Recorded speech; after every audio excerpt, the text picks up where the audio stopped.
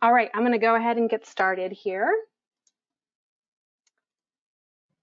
My name is Rachel Gustafson. I am a financial planner here at Financial Investment Team. We are a woman-owned and run firm, and we specialize in holistic financial planning and financial education. So we normally offer monthly in-person seminars and classes on various financial education topics like these, budgeting, Social Security, retirement planning. And due to the coronavirus and social distancing, we have moved our offerings to a virtual setting. And we're embracing this new world we're living in right now. So my goal today is to inform you, educate you, so that you can understand how critical financial planning topics can affect you and your family.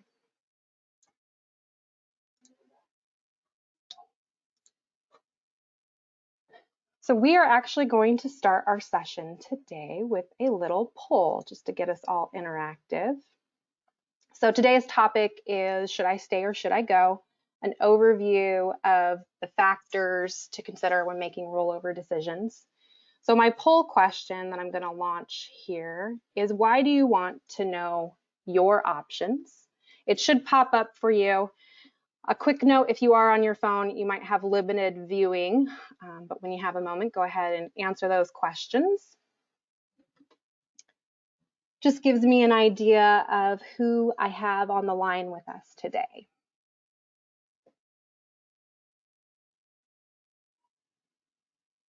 Give it another few seconds.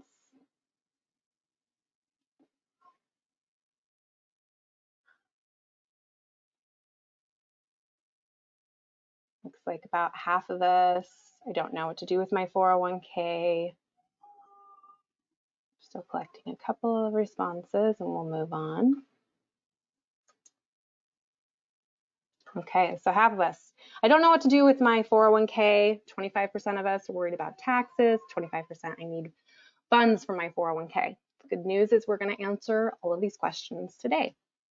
So what should you do with your retirement money? Here, let me get this back up here. Here we go. So it may be a 401k, it may be a 403b or similar plan, and you've left your job and you want to know what your options are. A lot of people come into my office and mistakenly think this might be an easy choice, but that's rarely the case. It really depends on your particular situation, and you could potentially have up to six different options to choose from. So today I'm going to go through each of those 6 options and give you, just shed some light on some common mistakes that hopefully you won't make, and hopefully you'll be able to make a more informed decision following the presentation.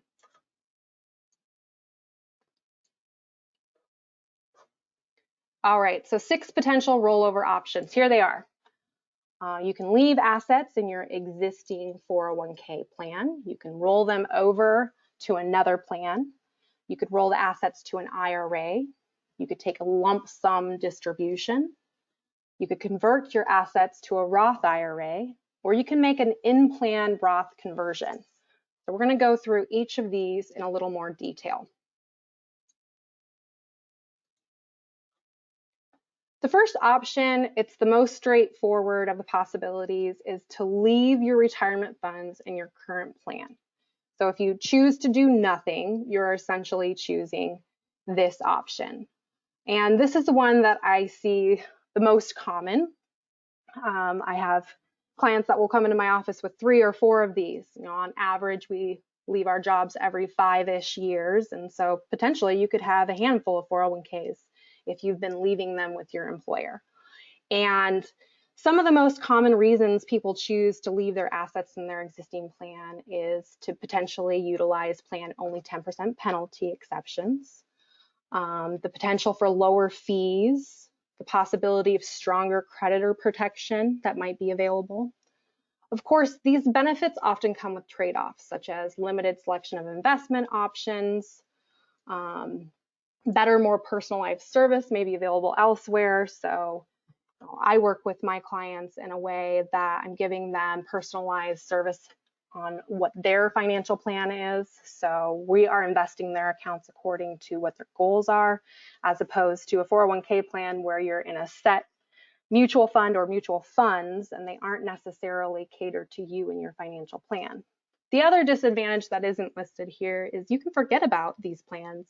If you've moved throughout your career, you have multiple plans over the past various years, you may have forgotten about some of these 401k plans, and that's something that we don't want to do.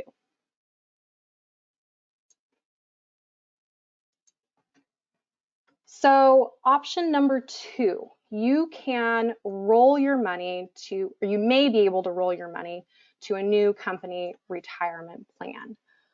Your new plan does not have to accept rollovers from other plans. So you really need to check with your new plan to see if this is an option for you. The reasons to consider rolling your plans to a new employer plan, they're similar to the reasons that you might consider leaving money in your old plan. Just creditor protection may be stronger.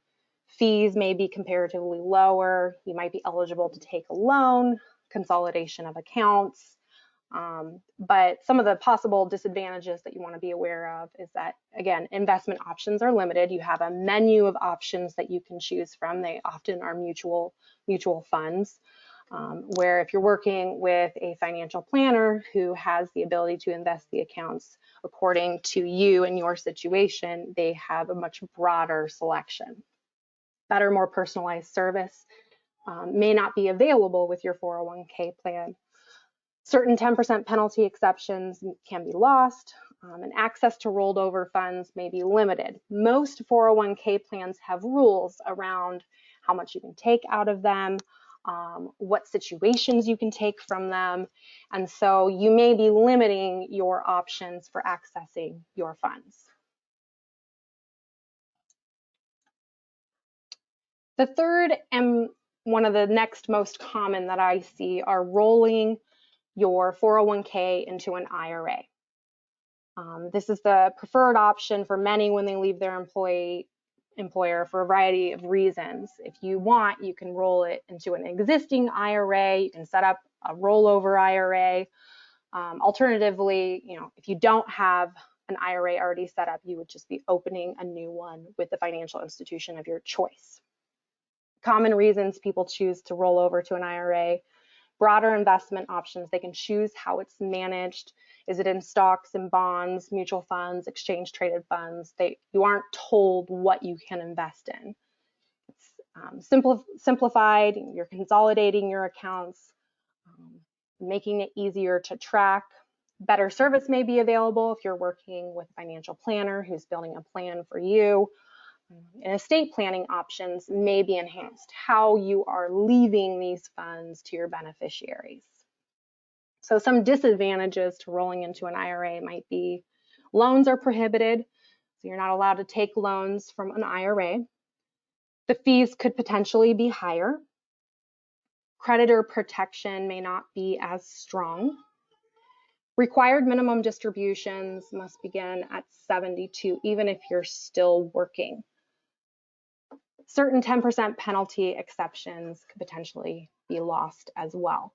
So choosing this option, again, it really depends on you and your financial situation on whether this is the right choice for you.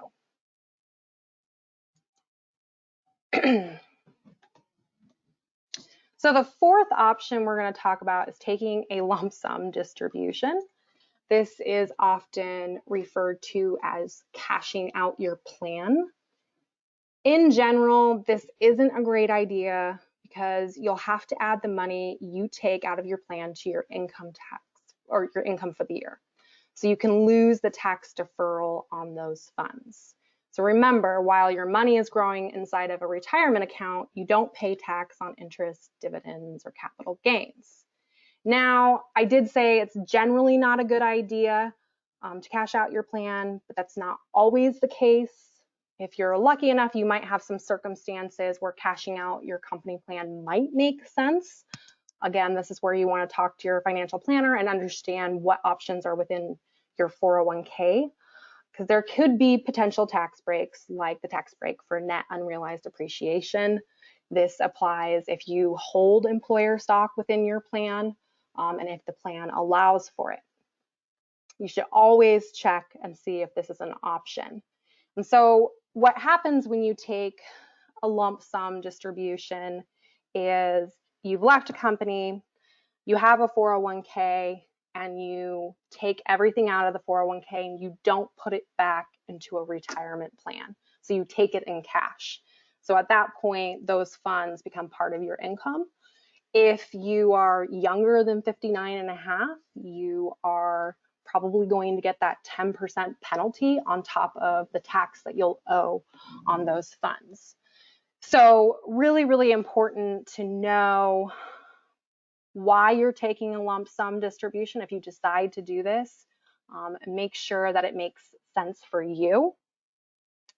10-year, the special tax break for 10-year averaging, this applies to individuals that were born before 1936 and potentially their beneficiaries. So just making sure that you understand that a lump sum distribution can have tax ramifications.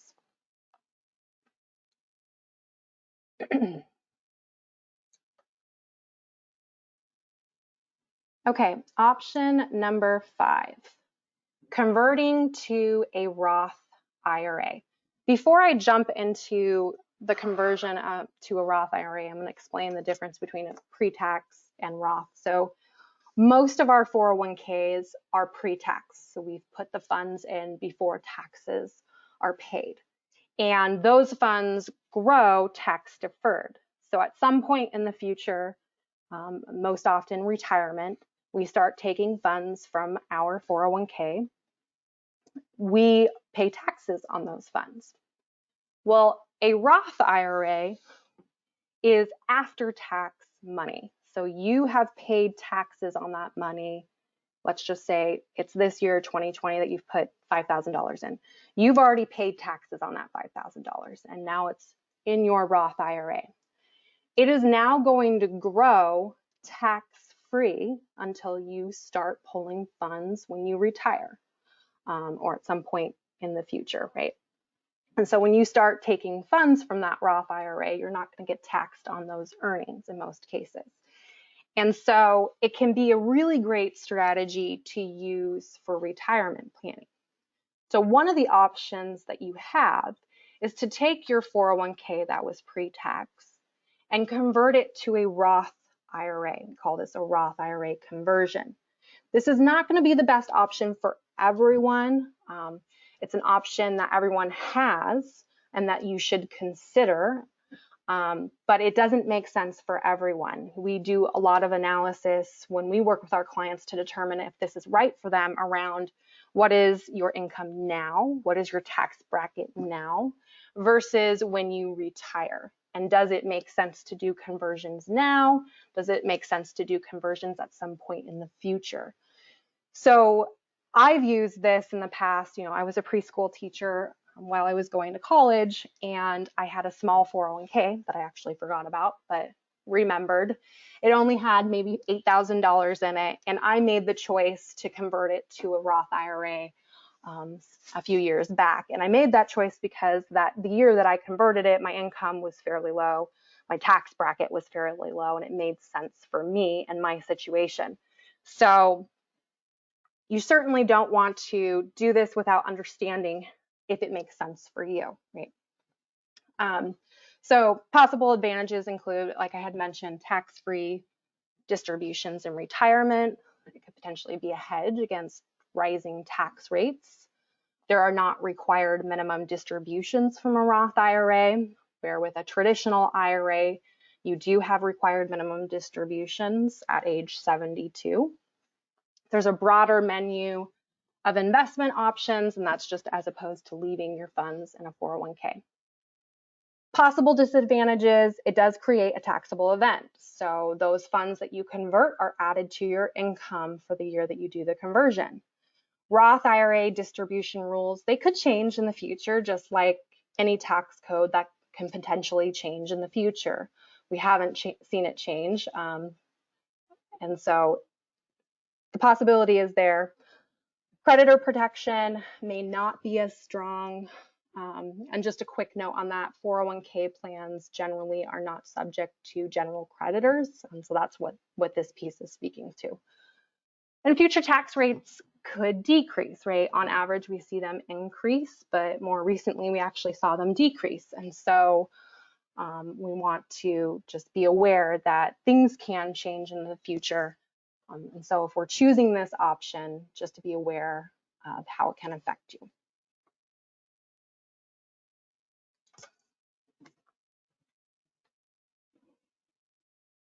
Okay, option number 6, making an in-plan conversion. So this is our 6th and final option.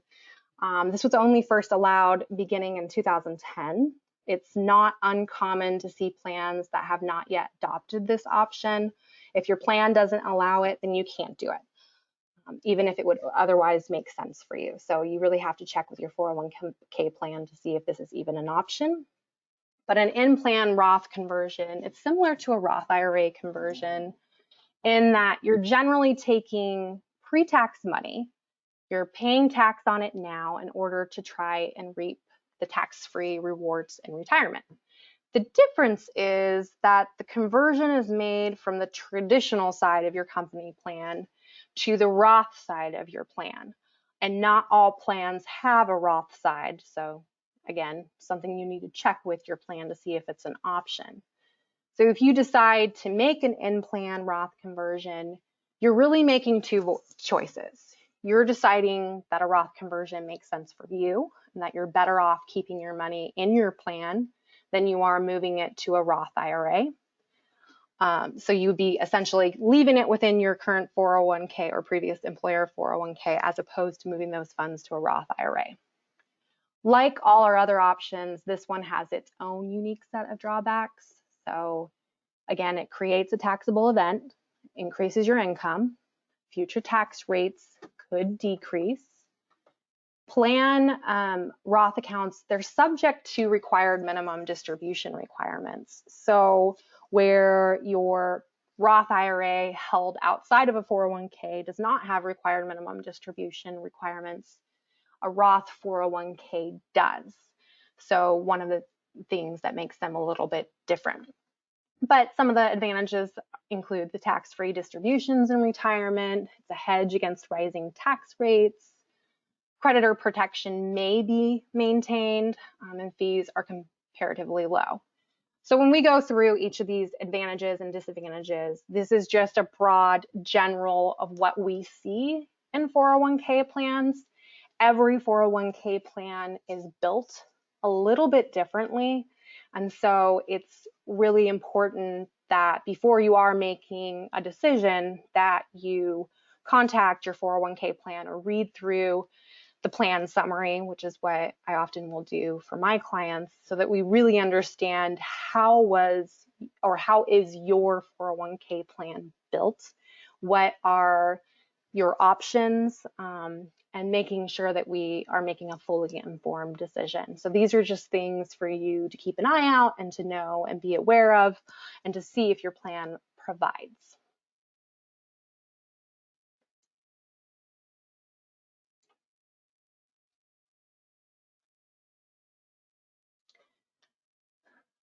So regardless of which of the options you think is best for you, if you end up moving money out of your plan account into another retirement account, you want to make sure that you complete the process correctly. A mistake here can really spoil a lifetime's worth of work. I've seen this go very wrong for people when they didn't understand the rules. So I'm going to go through the rules for you right now. In general, there are 2 ways that you can move retirement money from your plan to another retirement account. So you can either move it indirectly. This is what we call a 60-day rollover, or you can move it right from your plan to your new retirement account in what's known as a direct rollover.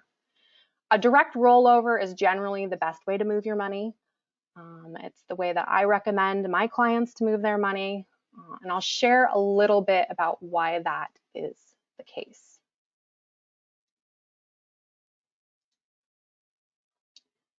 So indirect rollover. You receive a distribution of your plan funds That distribution is payable to you, so a check is usually sent to you. Then you have 60 days from the time you receive your check to get it back into another retirement account. 60 days can sound like a long time, but honestly, it can go fast. Let's face it, life happens, we get busy, we get distracted, or we might just forget. And if that happens and you miss the 60-day deadline, the distribution is taxable. And depending on your age, if you're younger than 59 and a half, for example, it may be subject to an additional 10% penalty. So this is a mistake that you don't want to make if your intent is to put those funds into a retirement account. So the distribution's payable to you, you receive a check, you have 60 days.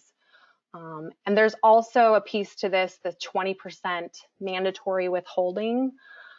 So every plan is required to withhold this 20% that are payable to you when those distributions are eligible for a rollover. And so a quick note on this, if you take funds from your 401k plan, you do an indirect rollover, and the check is sent to you, that plan is going to withhold 20% for federal taxes.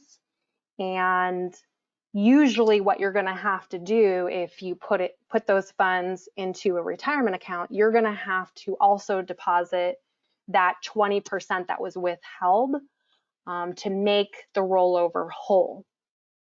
And so that can be challenging, especially depending on the amount that you are rolling over. If it was a really large amount, then 20% can add up to a lot that you're now having to try and fund back into your retirement account. In most cases, you're not going to see that 20% withholding until the end of the year when you do your taxes. So really important that you understand that if you are going to do an indirect rollover, that you're careful about that. And if you're on the phone with a 401k company and they say, and you're preparing for a rollover and they say, well, there's going to be 20% withheld, then you know automatically that you're most likely doing an indirect rollover. And if that's not your intent, then you need to specify that with your 401k company and say, oh, wait, I don't want to do an indirect rollover. I do want to do a direct rollover. The only time I really see indirect rollovers happen is if clients really just wanted to get the funds out of the 401k, but hadn't had time to establish a retirement account and were unsure of if they were going to do that. Otherwise, it really doesn't make sense. So we'll talk about a direct rollover here. Oh, sorry, I went one too far on you. Okay, in a direct rollover, your plan money is sent right from your plan to your new retirement account. There's no 60-day time limit to worry about. There's no mandatory 20% withholding because it's going straight to your new account. There's also no once a year rollover rule to be concerned with. So with an indirect rollover, you can only do one a year. Bottom line, moving money directly minimizes the possibility that a costly error could potentially occur. So you have your 401k account, you have your new retirement IRA set up, let's just say. Funds are sent directly from your 401k to that new retirement account provider. And you may be thinking to yourself, well, I've done this before, and they actually send those checks to me. Yes, that happens fairly often. And so sometimes, or almost more often than not, plans won't offer to send the money directly to a new retirement account provider. In such cases, they're still going to send it directly to you at your home, and you will need to forward to your new retirement plan. So this is still a direct rollover. And typically the way that they do it is they'll issue you a check made payable to your new custodian or new plan. And oftentimes will include the new account number either directly into the payor section or in the memo section. You'll receive it and you'll forward it on to your new custodian. And so it might be made out to, let's just say, Charles Schwab, custodian for the benefit of John Smith IRA. And so if it's made out like this, then your distribution still qualifies as a direct rollover because technically it's not made out to you, it's made out to your new retirement account, even though the funds have been sent to you. So there's no 60-day deadline, there's no mandatory withholding. And that's true even if your plan sends you the check, as long as you're forwarding that check to your new custodian. And I see this fairly often with rollovers. I think a lot of it is security and liability. They don't want to take the liability on to send the check to the new custodian and hope that it gets where it needs to go. They let you take on that responsibility, send you the check, and you are in charge of making sure it needs to go where it needs to go. And also ensuring that you were the one that truly requested the rollover, because oftentimes you can do this online, and so it's just eliminating some of the liability for them. Okay, that was a lot of information in a fairly short amount of time. We're gonna do a poll, just a little question here. I'm gonna pop it up. And how long do you have to deposit an indirect check? Is it 30 days, 60 days, or there's no limit and you have as long as you want?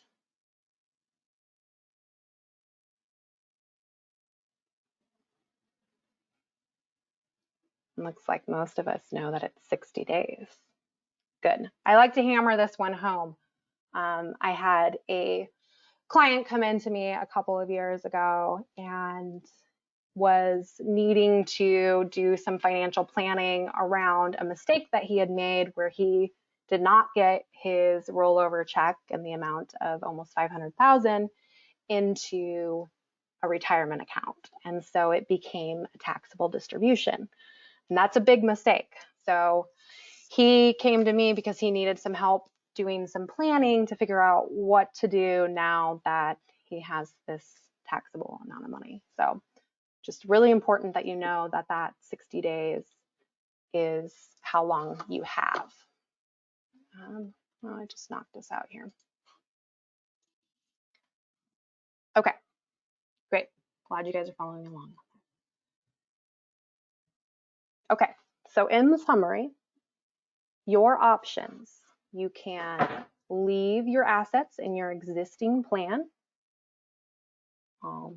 You can roll over your plan assets to another plan. So if you have a new employer, you can roll them over to another plan.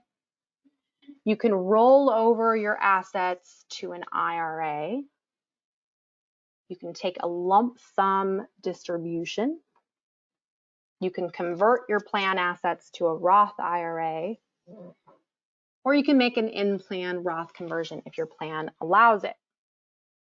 Now, one quick thing I did want to point out is potentially, if it makes sense for you, you can actually combine some of these strategies. So for example, I've had clients who will take part of their 401k and they'll roll it to an IRA, and then they'll take part of their 401k and they'll convert it to a Roth IRA.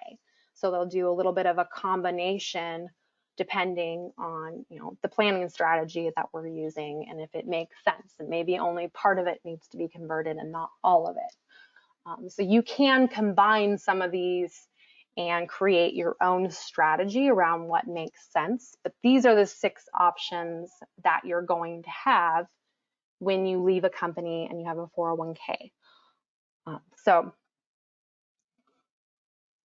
let's see here, skip over. Okay. All right. So obviously that was quicker than an hour, but I put us in for an hour just in case there were questions. And so where do you go from here? So now you've got your options. You can choose one or multiple, like I had mentioned before, and determine what makes sense for me. You might have friends or family who know about this and can help counsel you and what to do, and you can make the decision with them. I am offering a complimentary financial goals check-in. so you can actually ask me directly based on your situation, what makes sense for you. I need more information about what's going on and what you're trying to accomplish. But I am offering that to everyone who has attended today. If you have questions about what you should be doing with your 401k, what your options may look like, I am offering that too. Oftentimes as well, the 401k plans themselves can be really confusing. And so if you just need some help reading through, well, here's my 401k plan summary, I'm not really sure what my options are, can you help me out? That's something that we can talk about too. So that's another option that you have. And what I'm going to do now is actually open us up for questions if anyone does have questions. If you don't, following the presentation when you leave today, there's going to be a survey that will open up as soon as you leave. And so that survey is going to ask, one, are you interested in a complimentary financial check-in? If it's yes, we'll get you scheduled. If you are already a client of ours, we'll get you scheduled with your advisor to check in and answer any questions that you do have. And then there's going to be a couple of questions about today's webinar in general, if it was helpful to you, anything you would have liked to have seen. And these are really, really helpful for us as we are continuing to do more webinars. We're trying to offer one once a week, especially right now with how many people are at home, and just giving you a way to do some learning and get away from your work for a little bit, even though this can seem like work. But I encourage you to please take advantage of the survey. It's very helpful for us. So without further ado, Carrie, do we have any questions? Doesn't look like there's any questions, Rachel. Great. Okay, guys, so I am giving you about 25 minutes back to your day. I want to thank you for joining us today, and I hope you go outside and enjoy some beautiful sunshine. And I am here if you have any questions. Thanks, everyone.